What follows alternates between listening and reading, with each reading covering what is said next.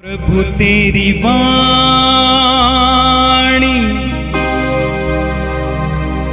जीवन की रोटी,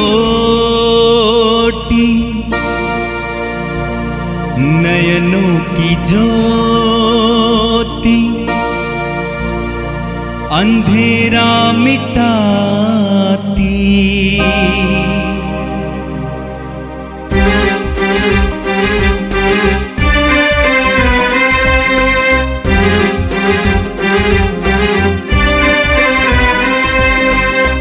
प्रभु तेरी वाणी जीवन की रोटी, नयनों की ज्योति, अंधेरा मिटाती।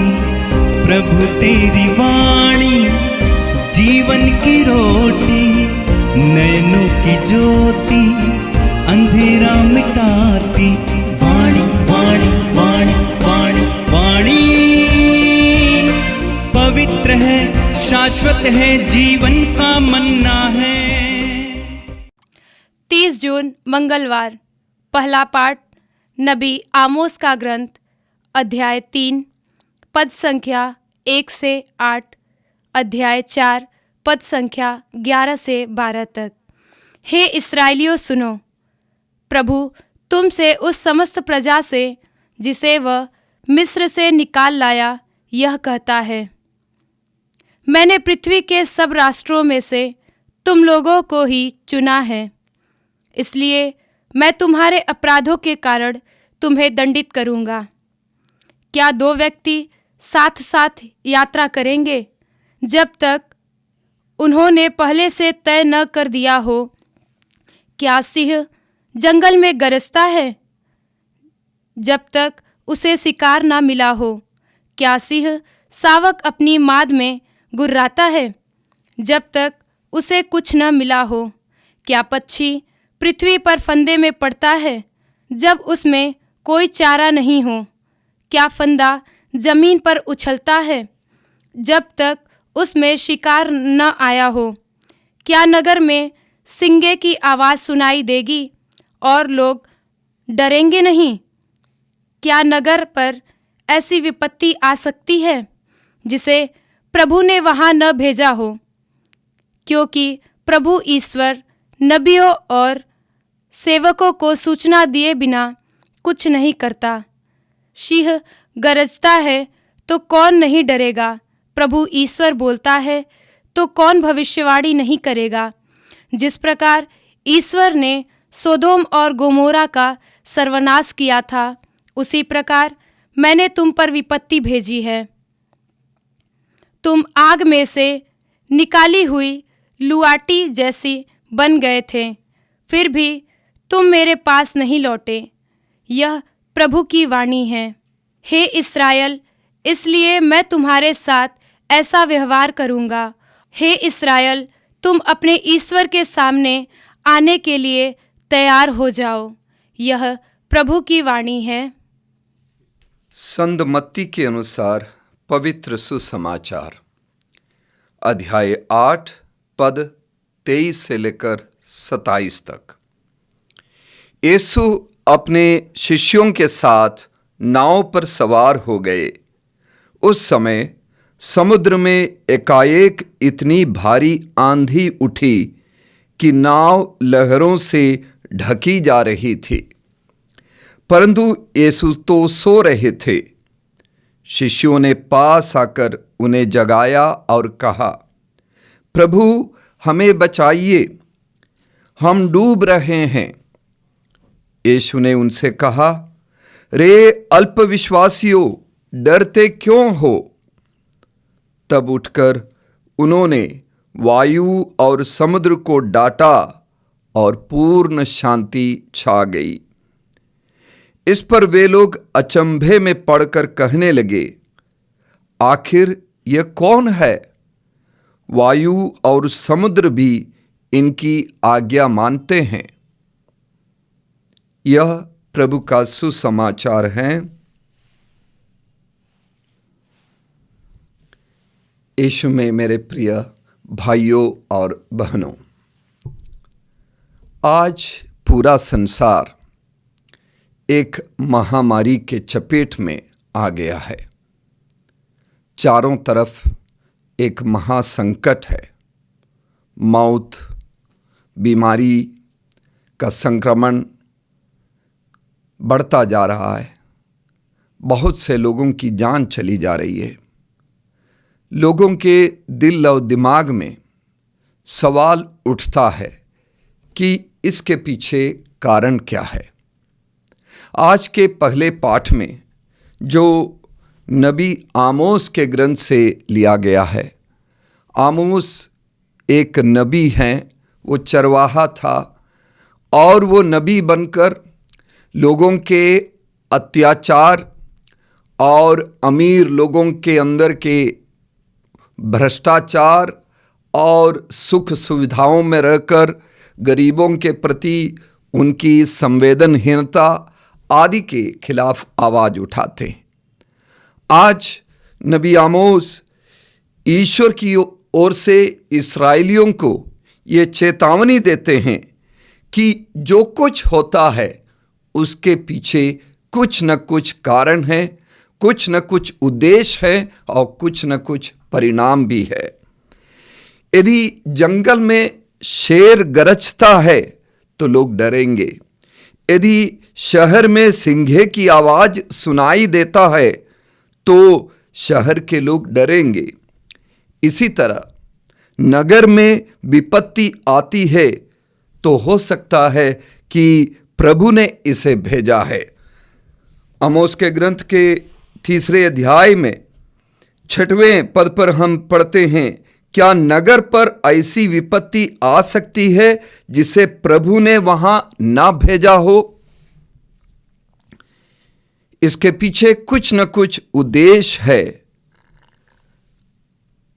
आज जब चारों तरफ कोरोना विषाणु फैलता जा रहा है, हम समझ सकते हैं इसके पीछे भी कुछ न कुछ उद्देश्य है। हम मानते हैं कि हो सकता है ये प्रकृति की देन हो सकता है कि ये मानव निर्मित हो, हमें ठीक से जानकारी नहीं है, लेकिन इसका परिणाम हम जानते हैं। इसके पीछे उद्देश्य क्या है, इसे ढूंढने की ज़रूरत है। तो नबी आमोस के कहने के अनुसार इसके द्वारा प्रभु हमारा आह्वान करता है। पाप और अंधकार में अनैतिक जीवन को त्याग कर हमारे अपने आधुनिक जीवन शैली जो प्रकृति से कटा हुआ है, जो ईश्वर से कटा हुआ है, उसे त्याग कर प्रकाश के मार्ग पर आने का ये आह्वान है। नबी आमोस के ग्रंथ के 4 अध्याय के 11वें पद पर नबी हमसे कहते हैं, जिस प्रकार ईश्वर ने सोदोम और गोमोरा का सर्वनाश किया था, उसी प्रकार मैंने तुम पर विपत्ति भेजी है। तुम आग में से निकाली हुई लुआठी जैसे बन गए थे। आग में से निकाली हुई लुआठी मतलब बिल्कुल लाल लाल, फिर भी तुम मेरे पास नहीं लौटे। यह प्रभु की वाणी है। और आगे आमोस कहते हैं, इस्राएल, इसलिए मैं तुम्हारे साथ ऐसा व्यवहार करूंगा। और क्योंकि मैं तुम्हारे साथ ऐसा व्यवहार करूंगा, इस्राएल, तुम अपने ईश्वर के सामने आने के लिए तैयार हो जाओ।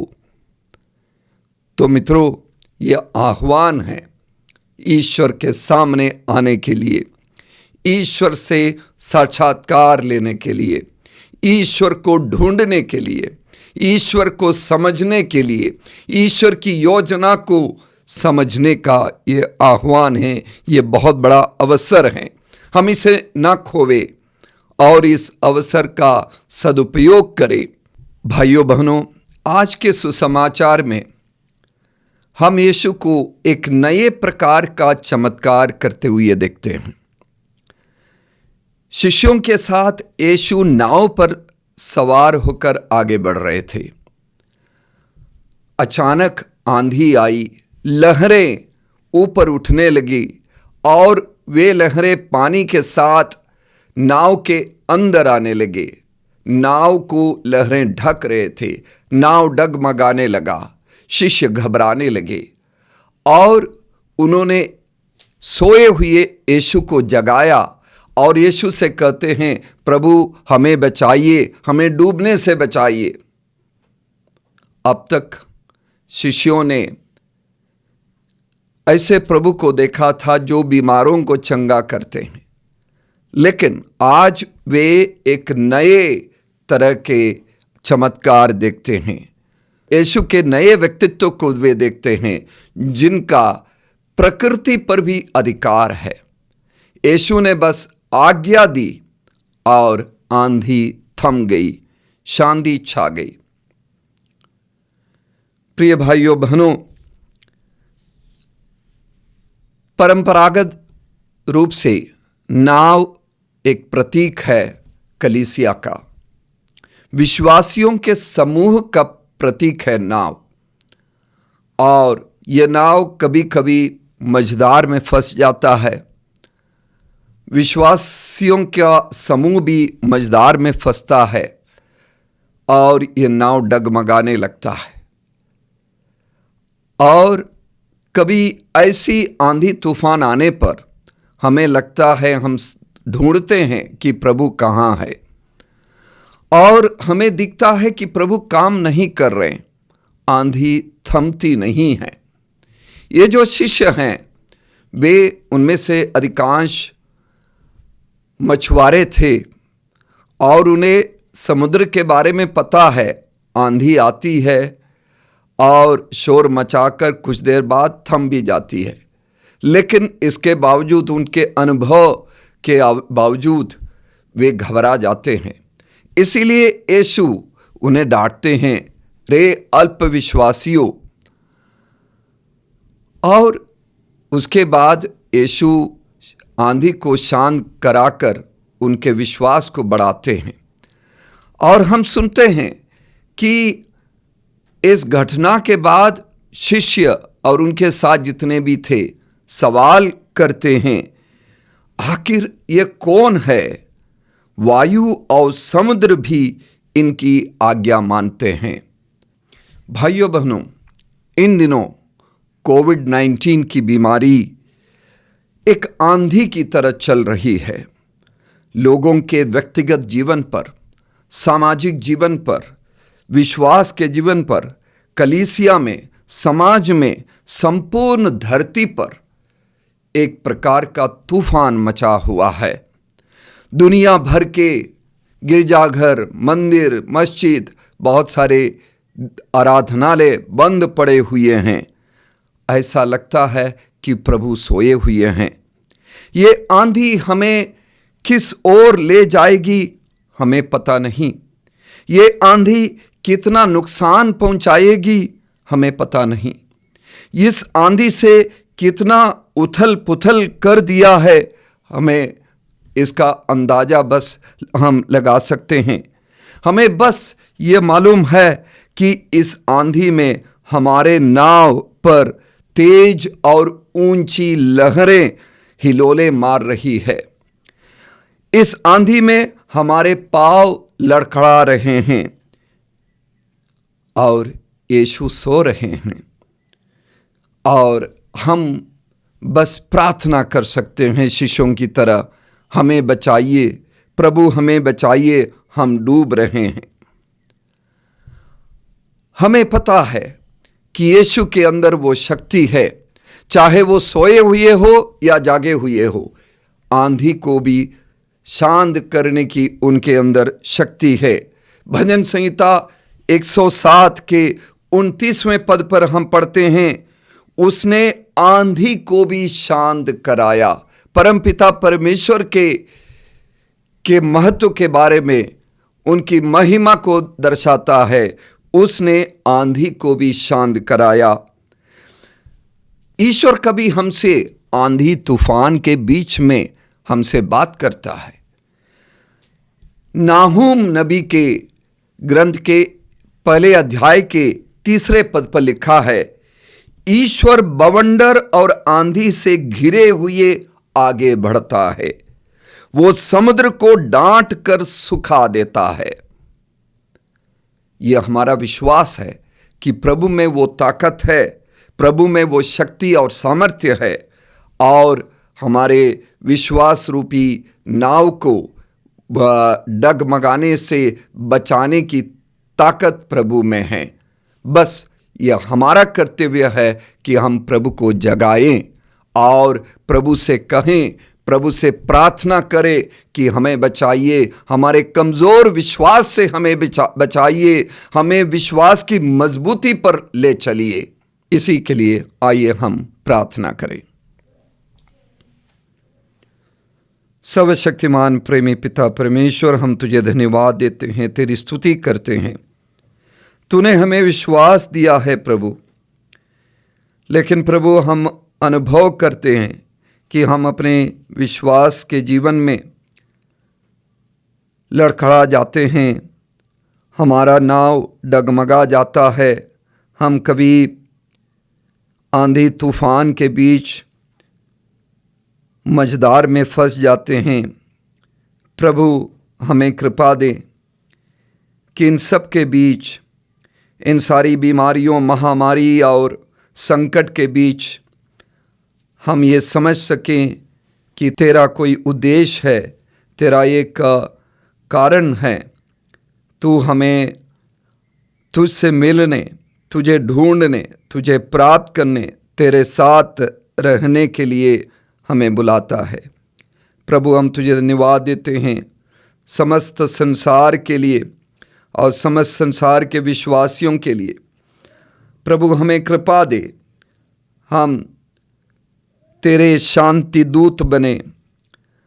हे प्रभु हमें कृपा दे कि दुख और मुसीबत से गुज़र रहे लोगों को, जो तकलीफ़ में हैं, जो पीड़ा में हैं, उन सब को हम तेरे शांति दूत बनकर उन सब के जीवन की आंधी तूफान को शांत कराने के लिए हम समर्थ हो जाएं।